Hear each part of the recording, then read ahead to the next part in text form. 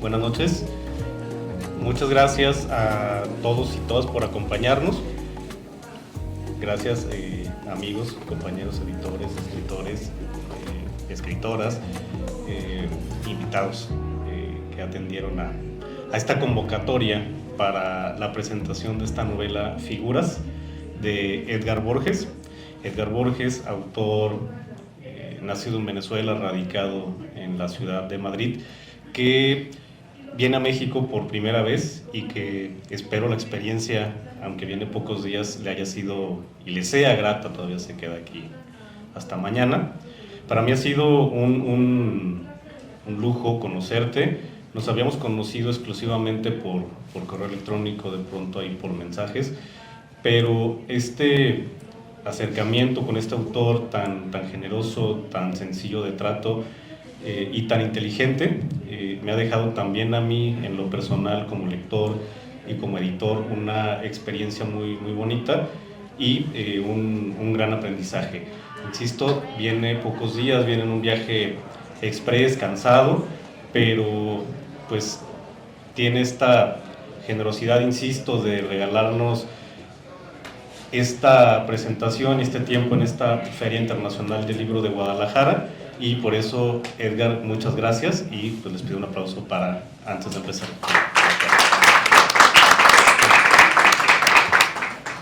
Esta novela que ronda entre el realismo y la ficción llega a salto mortal por la intervención, sobre todo, de la maestra Yolanda Ramírez Michel, que es quien además se encargó de coordinar la parte editorial del libro.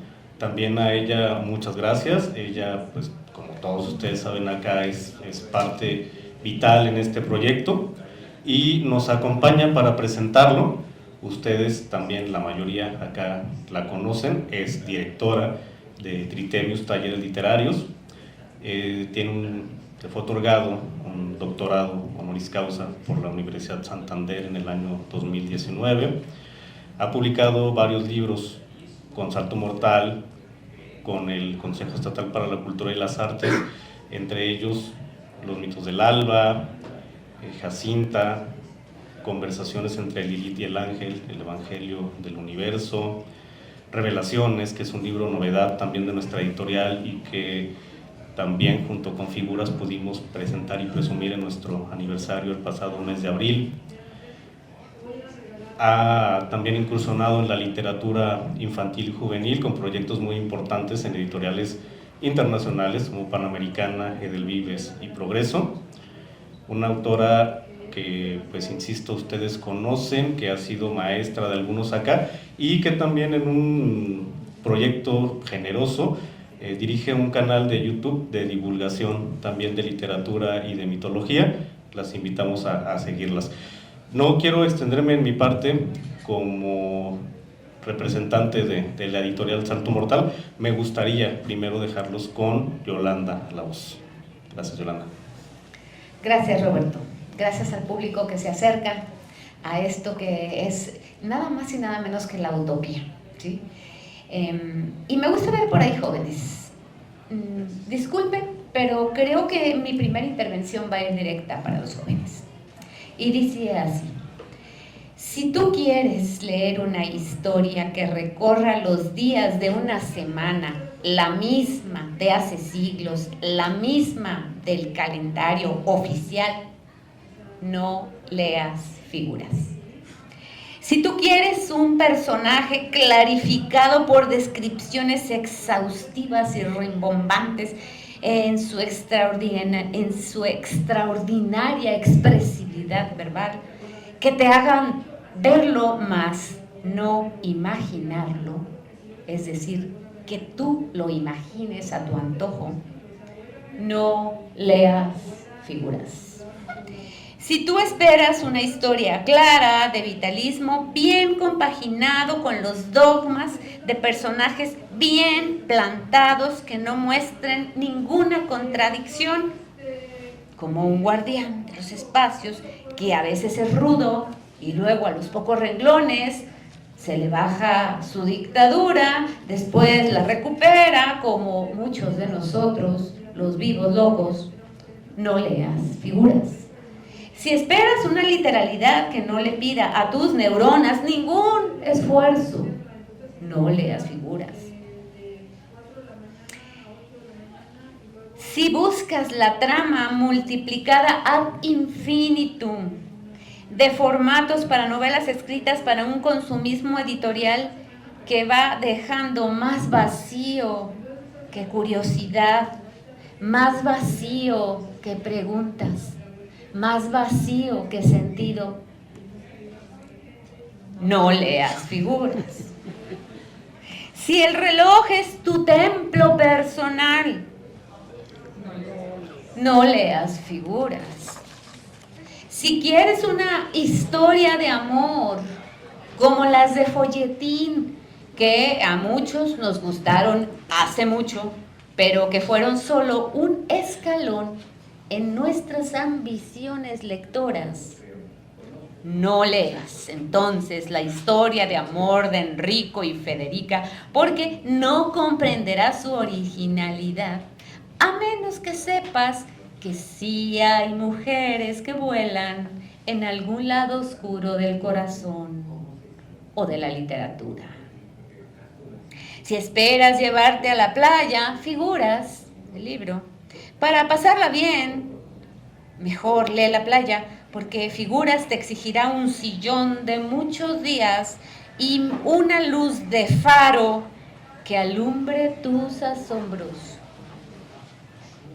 Si esperas eso que enseñan tan generalmente e insistentemente en las academias, diseccionando con fórmulas literario-matemáticas un cuerpo vivo, que es el libro, fundido en el formato de papel, no leas figuras. Figuras es una suerte de ruleta a la que entras para ir apostando tus certezas, sin miedo a perderlas. Que tal vez de un capítulo al otro caerá tu suerte en alguna casilla tuya, tuyísima, pero muy de tus adentros. Ojos que se esconden parapetados por la vendida realidad de los consensos. Que no es que no sirvan los consensos, sirven para vivir al menos en algunos entendimientos generales, pero que no sean esos consensos los antimuros del manicomio del que lleva cartas de amor a Federica. Si tú eres un lector simple, superficial, pero quieres dejar ese rincón florido y conocido y esperar la preciosa flor del cactus, anda, no hagas caso de mis prohibiciones. Acércate a un libro que es un país de las maravillas, un recorrido a través del espejo, una rayuela, mandala, una locura de vivir intentando saber quiénes somos, por qué somos, cuándo no somos, si acaso somos. Figuras es, como su título anuncia, una invitación a desdibujar el perfil tradicional de la vida. Saltan o vuelan, una propuesta y no una afrenta a nuestro constructivismo. Seamos Enrico. Enrico es el personaje principal, que yo no sé si es un adulto o es un niño, si es un hombre o es un hombrecillo, si es un loco o es un demasiado cuerdo. Seamos Enrico, que salta, que lleva cartas de amor, tan olvidadas, ¿no? Algunas inclusive con silencios. Aunque no sea él realmente un cartero. Y seamos también Federica, que muestra la posibilidad de ganar todos los juegos, de dormir a sus anchas. Esto por supuesto lo entenderán si leen la novela. porque ha ganado los juegos. Y sobre todo, el gran juego de enseñar a Enrico que su cuerpo de ella no la limita, sino que es, si acaso, uno de los muchos renglones que quieren de ella ser leídos, como figuras que quiere ser leído. Esta es una pequeña introducción. Luego traigo un juego con Borges, con Edgar Borges, pero qué bien suena. Traigo un juego con Borges. Lo toco, sí, aquí está Borges. Bueno, no el Borges que muchos conocen, pero un Borges que trae una invitación inquietante. Pero no quiero abusar, traigo todo esto que quiero comentar con ustedes a la manera de saltos, ¿sí? Esta fue mi lectura con muchas anotaciones y traigo muchos saltos. Enrico salta. Enrico va a un manicomio de muros cuestionables porque no sabemos si existen o los inventa alguien o él o el autor o... Entonces, pues más bien darle la palabra y luego, si me permite, irle cuestionando sobre todos estos apartados a la manera de casillas. Dime, Edgar, ¿qué opinas? ¿Que no lean figuras? No, que la lean. Bueno, antes que nada, muchas gracias, buenas tardes. Quiero dar las gracias a Yolanda por su sabiduría y la confianza que ha puesto en mi novela. Ante todo ese agradecimiento para mí es muy importante. A Roberto García por la confianza también y el apoyo en la novela. A todos ustedes y a este tiempo, estos días que he estado aquí en Guadalajara, me he sentido muy acogido y me llevo muchas historias muy humanas. Creo que es difícil en tan poco tiempo llevarse tantas historias que van a perdurar en la memoria y quién sabe si en próximos libros, porque me llevo historias y no lo digo por agradar, no me interesa eso, lo digo por una verdad que me llevo unas cuantas historias muy importantes, historias reales. Sobre figuras, decir que pienso que es una novela que trata de cárceles invisibles. Esto es una novela de paredes que no existen, porque en esta novela todo aquello que se dice de lo material en realidad no es tangible, sino que es algo que han aprendido los personajes, como un pueblo que se nombra pero el pueblo nunca aparece, un manicomio que no tiene paredes pero las paredes han sido aprendidas por los personajes, la ubicación de estas paredes, un trayecto, un camino que hay entre el pueblo y ese manicomio que es un espacio vacío solo compuesto por casillas. Y aquí los personajes tienen una cultura de lo invisible, están presos de lo invisible que ellos aprendieron. Creo que a gran escala eso es un poco lo que trata la novela, y dentro de ese espacio invisible yo invito al lector a que él pueda de algún modo jugar a construir esa historia compuesta por analogías, ¿no? Y que por supuesto son esos espacios invisibles nuestros. Sí, los espacios que están también interiores, ¿no? Claro, claro. ¿Qué te parece si vamos a lo largo de algunos de mis apartados? Y tú puedes, a la manera de diálogo, responderme. Claro. Lo primero es que hay en las primeras páginas acerca de los rituales. Voy a leer una frase subrayada y dice: en él ningún movimiento se convertía en norma. Se asumía cada salto como un ritual, porque no camina, salta. Un insólito ritual con el que había decidido romper la paz eterna del territorio. Y entonces, desde que veo esto, digo, wow, aquí hay el encuentro con los rituales. Me encantó, me encantó. ¿Quieres comentar algo? Pues... Sí, claro, el ritual de este personaje tiene que ver con la forma espontánea. Él no es ningún revolucionario, ni le está pretendiendo liberar a nadie, sino que él lo que sabe es saltar, él no camina.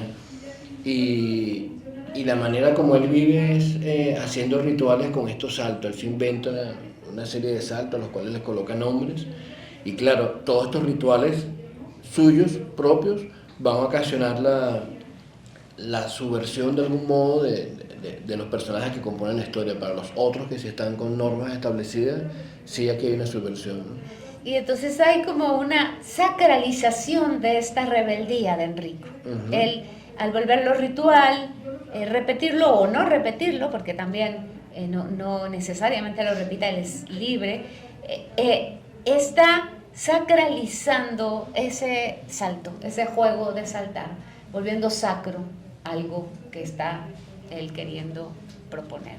Bueno, encuentro también en tu obra, Edgar, poesía en el sentido no del poema. Dice así esta frase: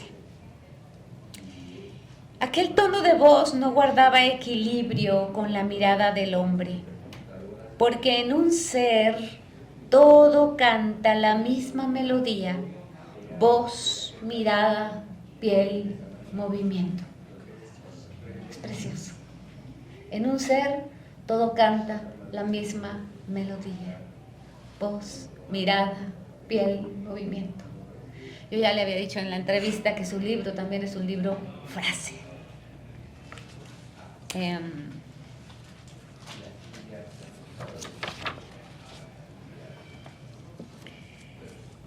El autor salta de una obra a otra, de una obra a otra, pero de sus propias obras. Por supuesto que hay un salto a obras, hay siempre en un buen autor un salto a otras obras. Pero acá dice así, en el final del capítulo 2, Enrico, bueno, desde acá. Aunque sí hubo una imagen que nunca salió de su cabeza, según contó un lugareño que llegó a tomar un café con Enrico, ese grito de mujer le hizo imaginar a una chica que cruzaba un paso de cebra, pero no a pie, sino en bicicleta. Y yo me pregunté, porque sé de otras obras, si acaso tiene que ver con aquella chica de aquella ciclista de las soluciones imaginarias. Sí, es una referencia a una novela que yo tengo que está publicada aquí también en México por Nitro Press, La ciclista de las soluciones imaginarias, que es una novela que juega con lo que es la patafísica, la ciencia de las soluciones imaginarias, y es esa misma búsqueda que me interesa en la literatura. Tú antes mencionabas la poesía. Yo soy incapaz de escribir poesía, eso es algo que jamás podré hacer porque lo considero que es lo supremo, ¿no? Pero sí leo mucha poesía. Leo mucha poesía y creo que la poesía es el alimento, debería ser el alimento de todo creador, ¿no? Y me interesa mucho también ese juego con otros libros míos, libros de otros autores, la música, las canciones, otras artes, las artes visuales también. Vasos comunicantes. Vasos comunicantes. Y cuando yo digo poesía, creo que hay podemos ir al cine y podemos decir, hay poesía en esta película, es diferente a un poema. Entonces yo creo que la poesía es una sustancia invisible que se cuela de repente por muchos, por cuadros, por edificios, por momentos, entonces... Por muros. Por mundos, claro.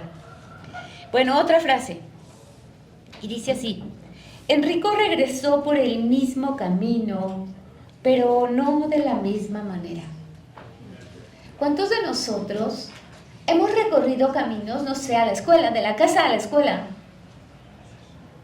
Siempre siendo los mismos, pero en algún momento, digo de la casa a la escuela porque veo muchos jóvenes, pero también maestros de la casa a la escuela.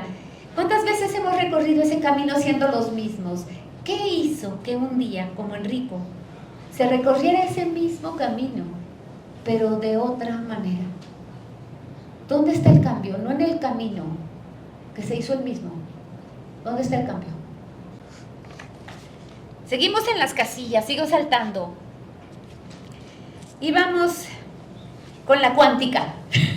La mecánica cuántica o física cuántica. Bueno, yo aprendí con Carlos, por ahí anda Gaby, ¿verdad? Yo aprendí con Carlos, que nos enseñó a decirle mecánica cuántica. Nos dijo, no es física cuántica, muchachos, es mecánica, porque es la manera en que se mueve. Es la mecánica cuántica.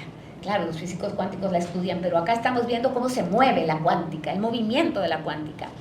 Entonces, tengo aquí yo anotado, soy irrespetuosa con los libros porque los rayo.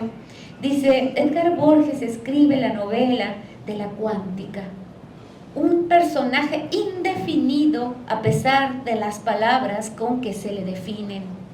Cruza el umbral de la vivida realidad, donde solemos habitar materialmente, para llevarnos a esa otra patria de tierras informes, donde solo el observador, que eso es la cuántica, el observador da vida y determina, ¿sí? El observador, en este caso el lector. De manera que es una invitación, ¿sí?, a un reto tremendo, página por página. Por eso les digo, no, esta no es para la playa. Y una frase también que está por acá que me encantó. Sin embargo, no era fácil sentirse encerrado en medio de un campo abierto. ¿Qué pasaba? Que Enrico se sentía encerrado en medio de un campo abierto. Aquí me recuerda a algo que leí en Las Mil y Una Noches, donde decía, donde quiera que huyas, no podrás huir de tu propio corazón. Interrúmpeme y comenta cuando quieras algo de mis saltos. Seguro. Salta o vuela. No, quería decir que esta novela y todo lo que está contando Yolanda nace de una idea, tiene que ver con estos saltos que tú has hecho. En la Gran Vía de Madrid, en una oportunidad de tantas, voy caminando y veo que todo el mundo camina, evidentemente como en toda ciudad, prácticamente igual, y de pronto aparece un hombre adulto que era normal, entre comillas, no tenía ninguna patología aparente, y él aparece corriendo y hacía saltos, y este hombre hacía con las piernas hacia arriba, parecía un personaje de las caricaturas, de los dibujos animados. Y me llamó la atención, pero bueno, este hombre se está atreviendo a romper la formalidad de cómo todo el mundo camina aquí. Y a partir de ahí me quedó esa imagen de esa forma como ese hombre saltaba, y de allí nace Enrico, el personaje. ¿Sí? Sí. Y es importante, ¿no? Para la juventud que de repente no sabe cómo, o los adultos que de repente no saben cómo, la literatura brota a partir de un impacto generalmente visual. ¿Estás de acuerdo? Seguro. Generalmente es visual, nos impacta, engendra dentro de nosotros alguna especie de cuestionamiento, disgusto, gusto, asombro, y la literatura es esa respuesta que intentamos darnos. Seguro que sí. Sí. Es plasmar en materia, tú nombrabas ahora la física cuántica o la mecánica cuántica, y me parece interesante un poco ese papel de convertir en hecho lo invisible, que es un poco, creo que el trabajo de los físicos, pero también de los creadores. Aquello que no existe, darle forma, como una especie de fórmula matemática que tú vas creando y construyes esa realidad para que los demás la puedan también compartir, ¿no? Claro, y primero tienes que observarla, claro, tomar los elementos de la realidad que están todos desperdigados para ver qué creas. Mira, también tengo la dualidad onda-partícula. Dime si la pusiste o soy loca. La encontré en el capítulo 6, que dice 2 formas opuestas de considerarlo. ¿Conocen la dualidad onda-partícula? ¿No? Bueno, la cuestión es que en mecánica cuántica se termina averiguando que las ondas pueden de repente comportarse como partículas, es decir, topar, ¿sí? O atravesar, ¿sí? O sea, hay 2 formas de que la onda, que es lo que a todos nos forma, viva, ¿no?, en este mundo. Entonces, lo expresan con una imagen muy curiosa, que es una especie de cilindro. Imagínense, lo usen en el aparato imaginario, el cilindro, es decir, el papel del baño cuando se acaba, ese es un cilindro, ¿no? Entonces, iluminen con una lámpara ese papel del baño desde el ángulo más alargado y les proyecta un rectángulo, pero ilumínenlo desde el círculo y les proyecta un círculo. Y esa imagen sirve para que sepamos que hay elementos que pueden estar proyectando, siendo uno solo, pueden estar proyectando dos imágenes. Entonces acá, en este capítulo, yo me encontré, y como soy una intérprete libre y me gusta ir por la libre, dice aquí: lo que pasó desde que Enrico miró el reloj hasta que se fue saltando como canguro, originó dos formas opuestas de considerar al guardián. El guardián de los espacios. Hay un señor que guarda los espacios, ¿no? Y esto tiene que ser así. En el futuro, la relevancia de estas dos apreciaciones, que para algunos polemistas de oficio definían dos personalidades diferentes, sería motivo de controversia. Y yo pues dije, se me hace que está contando eso, o que yo, bueno, estoy viendo eso. Viene acompañado también de esa parte viene acompañado de una imagen que me remite, Edgar, cómo todo el campo gravitacional ante los pesos de la materia se deforma, ¿no? Es esta imagen. Sí. Voy a ver si la alcanzan a ver. Entonces es la imagen que nos han en ciencias mostrado para hablar del campo gravitacional que ante determinados elementos se va deformando. Pero hay algo pequeñito por ahí que también lo deforma. Entonces yo dije, una pequeña fuerza de gravedad ajena a la gran fuerza de gravedad principal. Quiere decir que capaz que podemos ser esa pequeña fuerza de gravedad. Si no somos la grande. Como Enrico. Seguro. Interrúmpeme si quieres. Los dibujos son hechos por una artista plástica de Valencia, Ana Raquel Leiva, porque Enrico también dibuja. Cada vez que ve algo del paisaje, una realidad, algo que ocurre, en lugar de él describirla con palabras, él las dibuja y ese dibujo lo deja, y hay 7 dibujos en la historia que están plasmados un poco para documentar esa ficción que parezca una ficción documental. Y sí, esta artista plástica tomó mucho lo que es la parte del universo para representar lo que él veía, porque los dibujos de él no son dibujos literales. Por ejemplo, él ve a una mujer desnuda y él no va a dibujar su cuerpo, sino que dibuja un lazo y un triángulo. Entonces ella captó un poco la idea de este personaje para hacer estos dibujos. Oye, y en la antigua escritura sumeria, los primeros pictogramas, para hablar de mujer era un triángulo invertido. No lo sabía. Sí, el ideograma para mujer era el triángulo invertido y con una leve ahí señalamiento para el ingreso sagrado. Me estoy enterando. ¿Te estás enterando? Bueno, pues ahí está. Entonces sí que dibujó una mujer, pero a lo sumerio.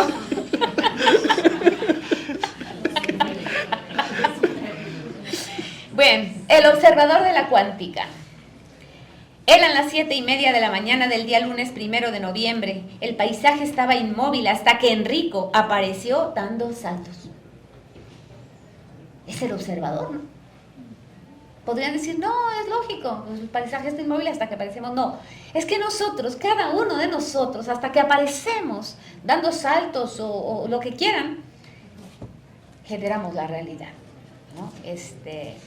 Por aquel que te entrevistó y que también dijo que había visto electrones. Sí, por cierto, un mexicano de Puebla, Oscar Alarcón, él piensa que la novela, él dijo algo muy interesante, parecido también a tu visión, que la novela es una novela de electrones. O sea, la novela cuenta una historia, la novela tiene una historia que no tiene por qué ser ningún experto en ciencia, que yo no lo soy, para leerla. Pero al mismo tiempo podría ser una novela de física. Porque somos electrones. Claro. O una novela de puras imágenes también, de juegos con las figuras. Sí. Recuerdo que un cabalista decía, el científico es un electrón tratando de entender un electrón. Claro. Bueno, entonces no estaba tan perdido. La vida como esencia poética. ¿Sí? La vida como esencia poética. Fíjense, dice así: yo no uso reloj ni móvil, no tengo otra cosa distinta al universo para conocer los días y las horas. ¿Qué tal? ¿De dónde sacas las frases? Cuéntame, dinos algunos de tus secretos. No, o sea, eso, yo no sé de dónde viene, o sea, eso empiezas a lucubrar y ¿Te conectas? sí, a observar cosas. Yo creo que quizá lo hemos hablado, yo creo que todo está allí. Todo está allí y simplemente lo que hay que tener es el oído atento y la mirada para captar esas cosas. Yo tengo un amigo gallego, un filósofo muy interesante, él hizo un libro que se llama Mil días en la montaña, se fue a una montaña de Galicia y escribió como un diario de esa montaña. Y él dice, Edgar, yo descubrí que la naturaleza nos comunica todo. Ahí hay un sonido allá afuera y nosotros, dependerá de nosotros que lo escuchemos o no, pero ahí está todo. Entonces, claro, tenemos mucho ruido interior, hay demasiado ruido externo también, pero creo que todo está allí. Entonces, claro, en momentos de reposo, las ideas nos llegan. El anima mundi, el alma del mundo, Claro. comunicándonos, Claro. ¿verdad? Bien. Ahora vamos a ver otro salto.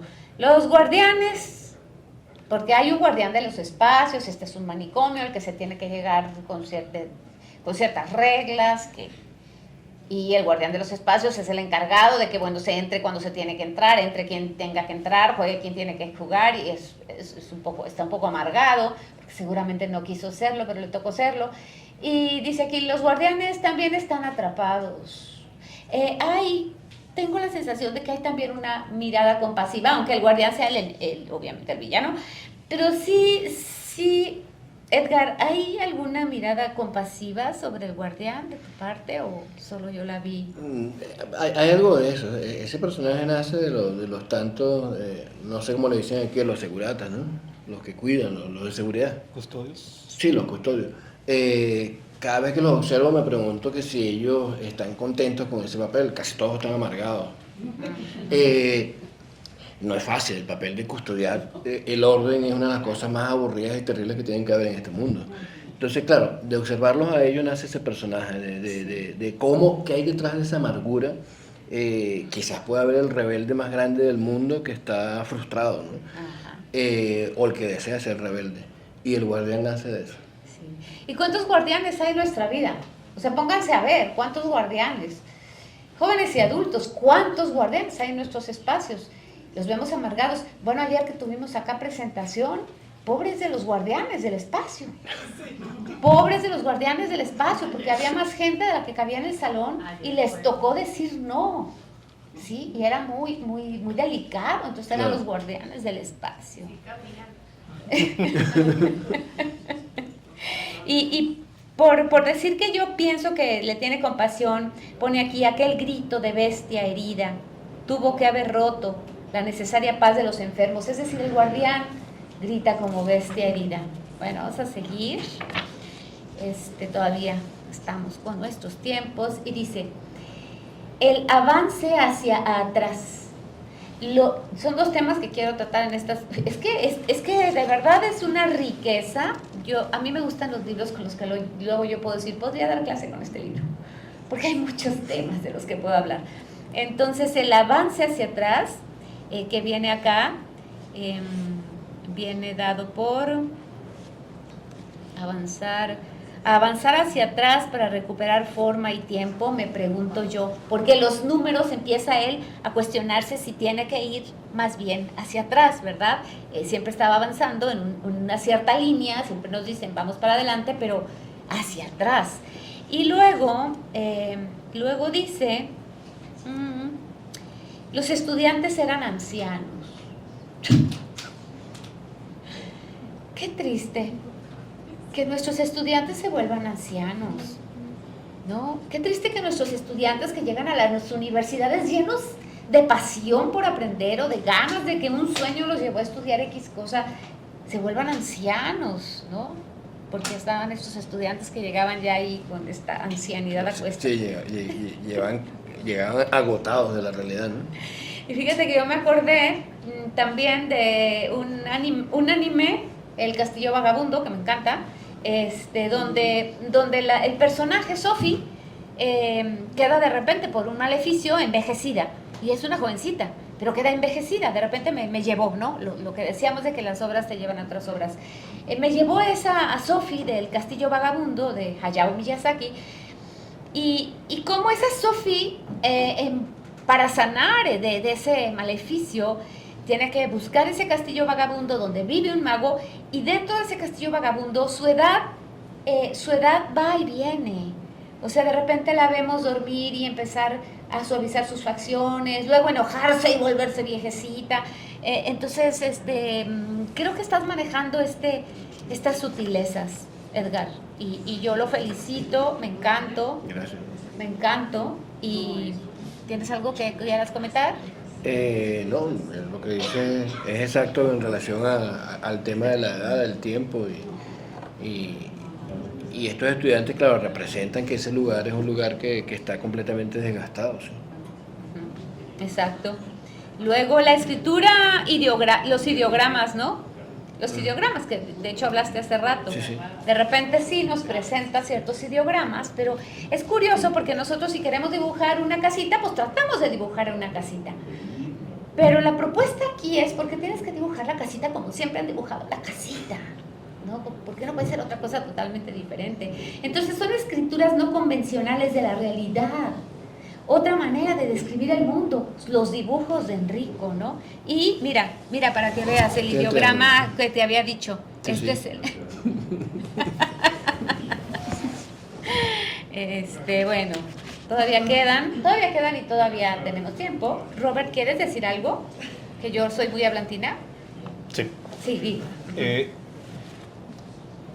Cuando inicié este evento, quise omitir lo más posible la parte curricular porque de pronto a través de la experiencia me he dado cuenta de que la cuestión curricular, si bien es importante, termina siendo por ahí un monstruo que solo sirve para la egotística y termina comiéndose el tiempo de las presentaciones y solo sirve para esta cosa del ego.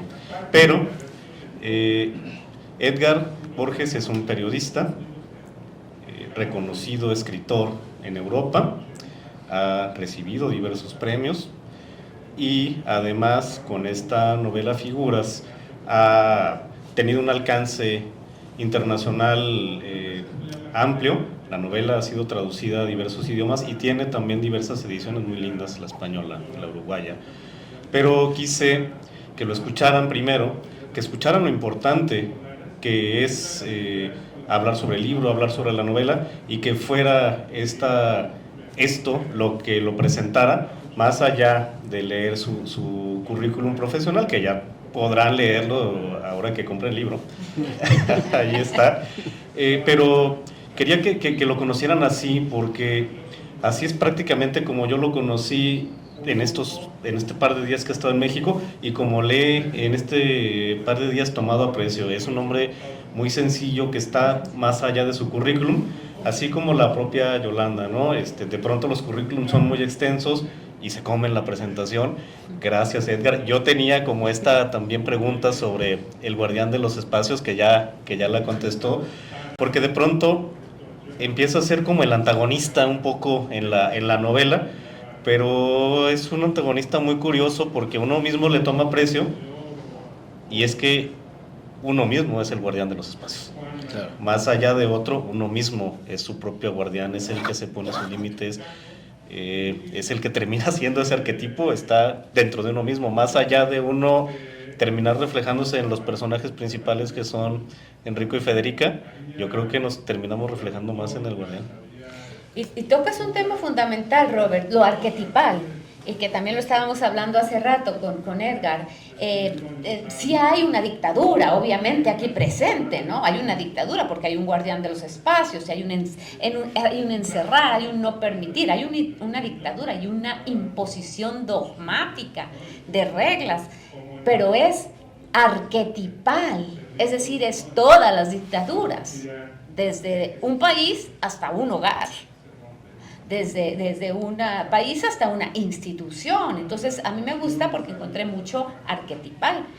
Y ¿quieres comentar algo? Antes de que me pase a que encontré aquí algo mitológico que me encanta. Sí, quería decirlo sobre lo que acaba de comentar Roberto. Es importante decir que el guardián de los espacios, cuando él vigila estos saltos que da Enrico, las contradicciones y la dicotomía que él vive es admirar los saltos que él da y todos esos juegos que él da y la rabia que él siente, la impotencia de que él tiene que controlar las normas para que este hombre camine en lugar de saltar, ¿no? O sea, claro, él vive amargado con él mismo, a veces se encierra en lo alto del faro donde él vive y pega unos gritos muy fuertes, golpea el escritorio, golpea las paredes porque esa es su lucha. Tener que vigilar a algo que yo en el fondo quisiera hacer, ¿no? Sí. Y todos los personajes del libro están en nuestra cabeza. O sea, a lo mejor dices, no, el guardián de los espacios, ese es el villano, pero el guardián de los espacios está dentro. Federica, la que recibe las cartas, la que propones, el elemento femenino precioso, ¿no? Que está en proposición de lo que puede darle a Enrico, el propio Enrico, o sea, todo está dentro de nosotros. El que más les moleste es el que más tienen que atender. Yo encontré también lo que es la quest, lo que le llaman la quest, ¿no? En la mitología artúrica, la pregunta, porque dice, ¿por qué las casillas formaban parte del camino y no de la llegada? Y entonces digo, la serie de preguntas forman parte de la propuesta de Borges, pues es la pregunta, la principal protagonista del Grial. La búsqueda de la respuesta es solo a partir de la pregunta. El Grial, como saben, pues es este elemento sagrado, ¿no? Entonces, pero el elemento sagrado solo puede llegarse a él a través de la pregunta. Y tenemos una riqueza en las preguntas, ¿no? Esta es una pregunta que tengo para hacerte. Dice, pregunta a Borges y a mí. No sé si Edgar Borges desea hacer con algunas de sus frases una fiel descripción de varios postulados cuánticos o si los postulados encuentran eco por mi propia obsesión con estos temas. De cualquier modo, sea uno u otro, la materia del mundo micro que representa las posibilidades infinitas que el hombrecillo expresa es así de contrastante con el mundo macro y la realidad ya descifrada y consensuada. Porque dice así, el interior del manicomio era un espacio vacío, habitado por simulaciones. Y te lo pregunto, de verdad lo quiero saber si hay como Humberto Eco en el libro de Los límites de la interpretación, ¿no? Uh-huh. Donde te dice, bueno, aquí está la obra y las cosas están, aquí está el lector y el lector tiene otras cosas y aquí está, o sea, el límite, hasta dónde podemos saltar y la obra no lo tenga. Claro.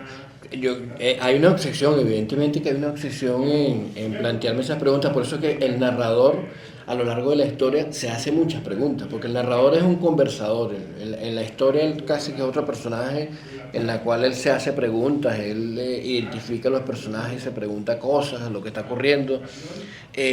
Yo creo que esa obsesión sí tiene que ver evidentemente con la física y el espacio, pero me nace la inquietud de lo que es la realidad, de lo que llamamos la realidad, ¿no? Me interesa muchísimo el tema de que la realidad es una construcción, que la realidad no existe, que la realidad nos las inventan otros para que nosotros nos limitemos y nuestra vida sea una especie de cuadrado.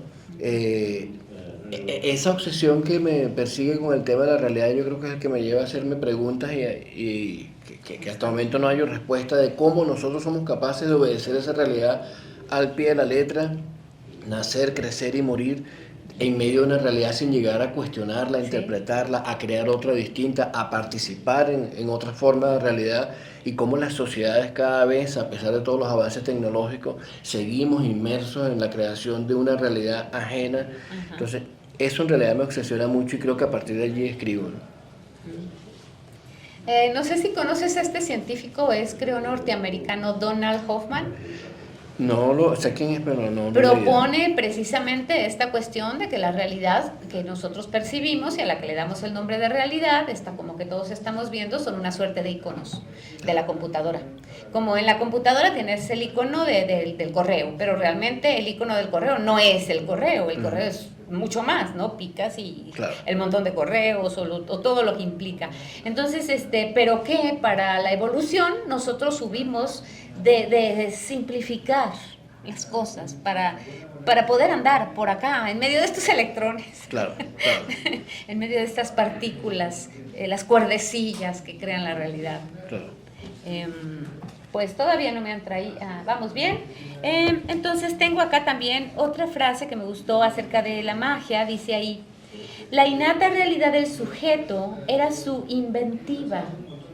Después de todo, escuchemos, el cuerpo humano era capaz de hacer magia. Creo que esa es la propuesta principal. Con esto de cuestionar la realidad, pues creo que, aunque es una palabra un poco desgastada, ¿verdad? Ya, y que se usa por todos lados de mala manera, pero creo que esto es lo que estás proponiendo, ¿no? Sí, es eso también la limitación de lo que es lo mágico, ¿no? Ese ser, o sea, esa realidad que hablaba ahora también yo creo que nos limita a nosotros, porque yo creo que en el fondo somos mucho más que esto que mostramos, ¿no? Y esa parte, claro, que me interesa mucho presentar a estos personajes que se sientan ellos como una especie de cápsula limitados, ¿no? Uh-huh. Y ahorita que dices limitados, el furor de que otros, es una anotación con respecto a su libro, el furor de que otros nos muestren la bestia en el desván propio, de que otro exprese nuestro secreto deseo, de que otro sea o se atreva a la locura que a uno le ha sido negada. Pero, ¿por quién? El guardián se guarda también a sí mismo de la potencia de una realidad fuera del marco aprobado. O sea, él también se guarda a sí mismo. Claro. Eso es muy triste. Uh-huh. Es un personaje muy conmovedor, ¿eh? Ya casi acabo con mis saltos. Robert, ¿quieres comentar algo? No, escucharte, también aprovechar el tiempo y bueno, porque... ¿Por los tiempos? Sí. Del arriba y el abajo. Me gusta mucho este capítulo. Miren, empieza en aquel territorio. Los territorios siempre son, no busquen un territorio de esta realidad afuera a la que pueden irse con el Google Maps, ¿no? En aquel territorio la noche parecía un inmenso espacio negro con dos filas de puntos luminosos. Las hileras estaban formadas por las farolas del camino, ya que en el cielo muy pocas veces se reflejaba algún punto de luz. A mí lo que me parece es que es un paisaje donde, porque nos dice que no hay estrellas arriba, las estrellas están abajo, las farolas, ¿no? Entonces, no hay estrellas arriba en el cielo, sino abajo, dadas por las farolas. Es una inversión, son las farolas de abajo, el verdadero arriba. ¿Somos nosotros el verdadero arriba? El juego rayuelesco, que es obvio, ya lo hemos hablado, de avance por las casillas, bueno, eso queda ya claro, en otras entrevistas lo hemos visto. El juego rayuelesco de avance por las casillas es un eco del intento que ya Cortázar nos presentara para mostrar la verdadera imposibilidad de contar la vida, sino con formas superficiales que nunca revelan su total complejidad. Y ya estamos, bueno, pues ya parece que ya estamos teniendo que terminar, porque también vamos a ir ahorita a otro hermoso evento en el Salón de la Poesía. Entonces, solo voy a hablar sobre la pared para que cada quien vea qué muros, y dice así: mientras se aproximaba al lugar donde dormía el sexto interno, especuló que de un momento a otro aparecería la pared trasera del edificio. Es decir, la pared no está, aparecería. Y yo digo, aunque no exista la pared, si yo la imagino, se alza. Si yo la respeto, se vuelve verdad íntima. Si yo no la cruzo, se vuelve muro infranqueable, aunque no exista. Es todas estas propuestas, para no dejar la última, todas estas propuestas más cuánticas tiene el libro. La materia compuesta de miles de átomos, la escritura, las letras, los átomos, ¿sí? Porque dice, pensó que la propia composición de una línea, un reglón, estaba integrada por infinidad de puntos minúsculos no detectables por el ojo humano. Y bueno, yo felicito porque Enrico me parece un electrón que avanza por las mismas casillas de la realidad, generándola. Es posible que lo sea.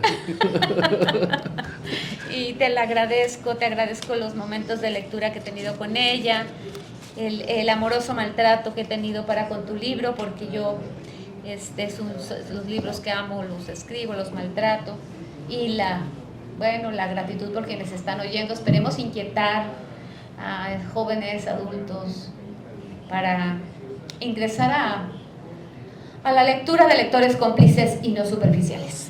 Bueno, me gustaría que para cerrar, pues Edgar nos invitara brevemente a la lectura de su libro. Creo que es importante que nos comentes por qué leer figuras, que tiene figuras para nuestros lectores del Salto Mortal. Es difícil decir para el autor por qué leer un libro. Yo le diría que es un libro que tiene que ver también con la parte de arquitectura. Es una arquitectura. Lo cuento rapidito, ocurrió algo importante en Tarragona, en Cataluña, que el Colegio de Ingenieros de Tarragona estudió la novela, porque el dibujante de la portada en España, que es un artista visual, a él le pareció que la novela era un tratado de arquitectura, porque hay una parte que la novela dice que una pared solamente son 4 líneas sostenidas por una mirada. Es una frase de la novela. Y a partir de allí, el colegio de arquitectos, claro, a mí me extrañó cuando me llaman y me dicen, mira, es que el colegio de arquitectos piensa que tu novela es un tratado de arquitectura.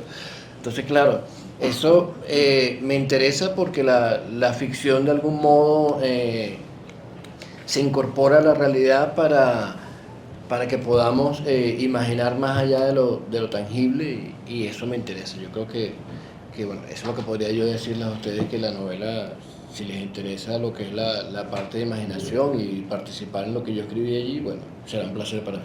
Muchas gracias. Qué bonito que cada quien pueda darle la mirada que gusta. El arquitecto le dio arquitectura, yo le di cuántica. Y cada quien a ver qué le da. Sí. Pues y bueno, para despedirnos, invitarlos, el libro está a la venta aquí afuera, también está a la venta en el stand C29 del Gremio de Editores de Guadalajara. Los invitamos a visitarnos, además a conocer nuestros otros títulos nuestros y de las editoriales que conformamos el gremio. También a seguirnos en redes sociales, a Yolanda Ramírez Michel, la editorial Salto Mortal, así nos encuentran a los dos.